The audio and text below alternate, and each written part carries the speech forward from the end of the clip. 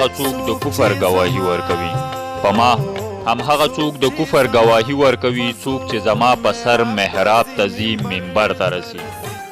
ډاکټر صاحب شاه صابر د پښتون قوم نوموتی شاعر دی چا چې د خاورې قام ولس غیرت او فطرت خبره د شعر په ژبه د دومره قوي تورو سره رابرسېره کړې ده چې حتی تصور هم ستونزمن دی. دی د ښکلاګانو په ښارونو کې د حسن په مغرورتیاو نه دی سرګردانه شوی، برعکس یې دغسې ښایستونو ته په منظمه توګه انعکاس ورکړی دی. د مینو زړونه مه ماتوئ خلکه، په دې ښار کې دغه لږه رڼایي ده. بل ځای وایي چې د میخانې دروازې مه بندوئ. یارانو زه به له روزګاره راځم. په ساده ژبه روانو الفاظو کې دومره پرمفهومه پیغامونه وړاندې کړي دي چې د حیرانتیا خبره ده. زما ملګري د پښتو وایي پښتون دې مني ماته د خیر د نوموړی ادیب نه وایي څوک. زه خو سره د عقل هغسې ټکرې خورمه، زما نصیبه ماته هغسې سپېره وایي څوک. دا چې په سلو یې د سلو کالو ننګ کړی دی، دا چې په سلو یې د سلو کالو ننګ کړی دی، دا څوک وجلی شي دې خلکو ته به مړه وایي څوک. یو ځای وایي هغه چې زه یې د ښایست په صفت نه مړېدم، هغه سړي زما په هر ځای کې غیبت کړی دی.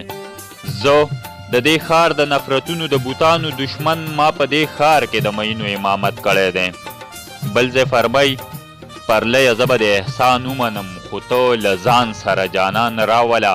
ماښام لمبه کړه تیارې وتښتوه، بله ډیوه شه پتنګان راوله.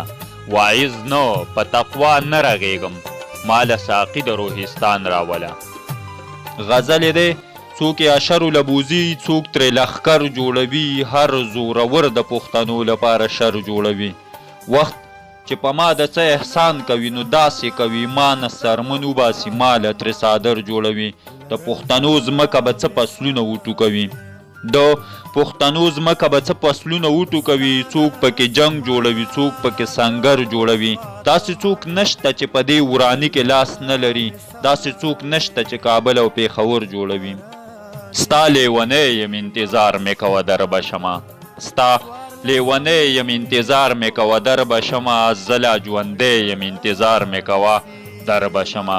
دلته پردی ښار د پردو خلکو د نه زړه کلي، دلته پردی یم انتظار مې کوه در به شمه.